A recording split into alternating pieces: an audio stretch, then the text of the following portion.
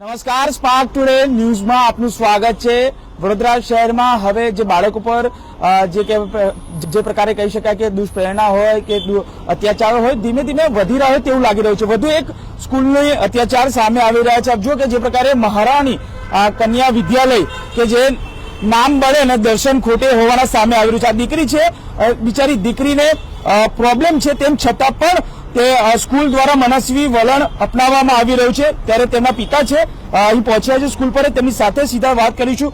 શું કહેશો, દીકરીનો શું પ્રોબ્લેમ છે, શું સમસ્યા સામે આવી છે? મારી દીકરીને પેશાબનો પ્રોબ્લેમ હોવાથી અમે વારા ઘડીએ ટીચરને ચિઠ્ઠી આપીએ છીએ, લેખિતમાં અને મૌખિતમાં બી આવીને મળવા આવીએ છીએ કે ભાઈ આને પેશાબનો પ્રોબ્લેમ છે, તમે પાણી પીવા દો, પેશાબ કરવા જવા દો, પણ જવા નહીં દેતા। ને અમારા ગયા બાદ દીકરીને ધમકી આલે કે વારે ઘડીએ શું તારા મા બાપને બોલાવે છે। કાલે જ અમે આવીને મળી ગયા હતા। અમારા ગયા બાદ દીકરીને તમે પૂછી શકો છો કે દીકરીને કાલે શું કહેવામાં આવ્યું? કે બેટા શું કહેવામાં આવ્યું? કાલે મમ્મી પપ્પા સ્કૂલમાંથી ગયા ત્યારે મને કીધું નીતા મેડમે કે શું તારા મમ્મી પપ્પાને વાડેગઢ જ્યારે તારા મમ્મી પપ્પાને લઈ આવે તો અમને ધમકી આપે એવી રીતે બસ। શું કહે છે અત્યાર સુધી પ્રિન્સિપલ ને ટીચરો શું કહેતા હતા તને? કે આ છોકરી આવી છે એને બોલાવવા નહીં અને એના વાલી વાડેગઢે લડવા આવે છે એટલે એને જોદી બેહાડવામાં આવે છે। દુઃખ થાય છે આટલી સારી વિદ્યાલયમાં ભણવું દુઃખ થાય છે, કારણ કે આ પ્રકારનું વલણ અપનાવવું દુઃખ થાય છે આપણા દીકરા? હા। શું માનો છો, આપ ભણવા ઈચ્છી રહ્યા છો ને આ પ્રકારે આપની સાથે વર્તન કેટલું યોગ્ય માનો છો? સારું છે આ લોકોનું વર્તન? જે દિવસો છોકરી આવી નથી સ્કૂલમાં, હવે શું કહેશો? આવા સ્કૂલમાં આપણે ભણો છો, અન્ય વિદ્યાર્થીઓ પણ આપણી સાથે તમને અલગ બેસાડે છે કે શું? એનો વિડીયો છે મારી પાસે, ચોપડા મૂકવાનો એ આવે ને બોક્સ, એની બોક્સ ની બાજુમાં મને એકલી બેહાડે છે જોદી। કેમ એવું કરે છે લોકો? એ ખબર નહીં, મને 7મા ધોરણથી અલગ બેહાડે છે। તમે રેગ્યુલર ફી તો ભરો છો? હા। તેમ છતાં બી આવું? હા।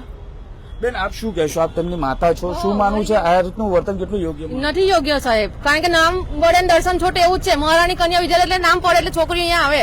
અત્યારે છોકરીઓ સેફ જ નથી સ્કૂલમાં, કારણ કે જો 2 મહિના એપ્રિલ ને મે ની ફી બાકી હતી, તે છતાં અમે પ્રિન્સિપલને ફોન કરેલો કે 2 મહિના તમે 30 તારીખ પહેલા ફી 2 મહિનાની આપી દઈશું। તે છતાં મારી છોકરીને આખો પીરિયડ 1 થી 8 પીરિયડ આચાર્યની ઓફિસમાં બેહાડી રાખી। બહુ ખૂળ કડકડતી ઠંડી હતી ત્યારે બેબીને કીધું કે તું તારા પપ્પા ફી નહીં આપે ને તમે અહીંયા આચાર્યની બેસાડી દઈશું। શું માનો છો? ફી બાકી છે એટલે આનો એ કરે છે ને વાડે ઘરે છોકરીને પેશાબ લાગે છે તો કરવા જવા નહીં દેતા। કાલે આખી રાત બેબી હેરાન થઈ છે, આખી રાત સૂતી નથી તો બેબીને અત્યારે આંખ લાગી ગઈ। તે ફોટો હુઈ ગયેલી, તે ફોટો રિક્ષાવાળાને વાયરલ કરે છે મેડમ।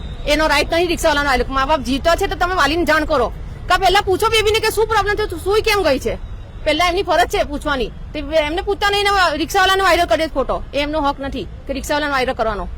શું માનો છો આ પ્રકારની દીકરીને પ્રોબ્લેમ છે?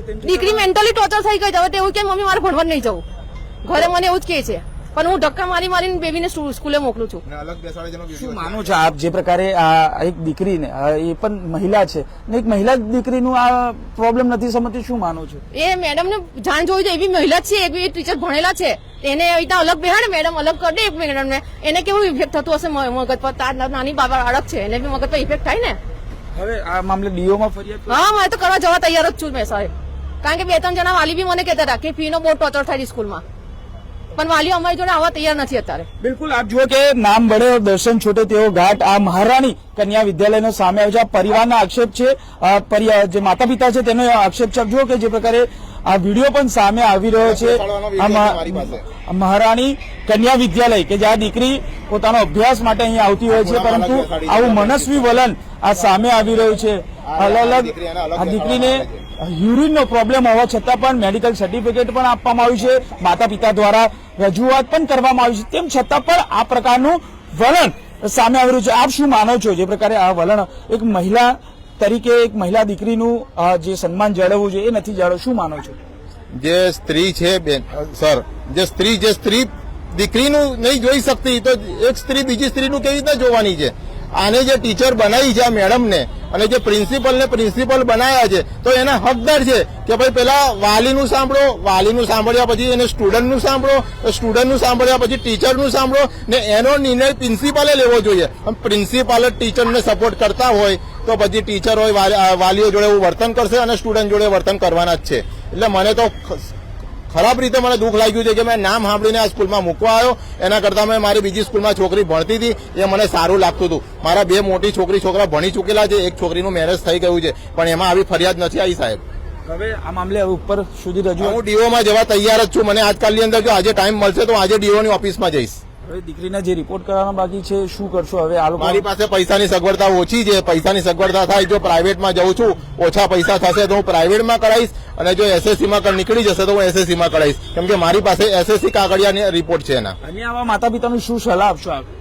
બીજા માતા પિતાને હું તો કહું છું કે જે તે ટાઈમ પર નવા વર્ષની અંદર એડમિશન લેવા જાય ત્યારે પ્રિન્સિપલનો એડમિશન લેતા દેતા એનો વિડીયો ઉતારો ને તમારી પાસે સબૂતમાં રાખો કે પ્રિન્સિપલ એ ટાઈમ પર કેવી પોપટની જેમ બોલે છે, સ્ત્રી હોય કે જેન્ટ્સ હોય, ને પછી જાણે તમારા સ્ટુડન્ટની અંદર એડમિશન મળી ગયા પછી 2 મહિના 3 મહિના પછીનું વર્તન શું છે એ વાલીઓ જુઓ તમે શાંતિથી. એનો એ જ વિડીયો તમને કામ લાગશે. બિલકુલ આપ જુઓ કે જે પ્રકારે માતા પિતાનો આક્રોશ આ સ્કૂલ પ્રત્યે એટલે છે કારણ કે દીકરીને યુરિનનો પ્રોબ્લેમ છે, તેને લઈને માતા પિતાએ અનેક વખત રજૂઆત કરી છે. તેમ છતાં પણ જે મહારાણી કન્યા વિદ્યાલય મનસ્વી વલણ સામે આવી રહ્યું છે ત્યારે હવે આ માતા પિતા ડીઓ કચેરી પણ રજૂઆત કરવાના છે. હવે ડીઓ કઈ રીતે આ તપાસ કરે છે તે સૌથી મોટો પ્રશ્ન છે. કેમેરામેન રાહુલ કપ્તાનની સાથે Suraj Solanki, Spark Today News, Vadodara.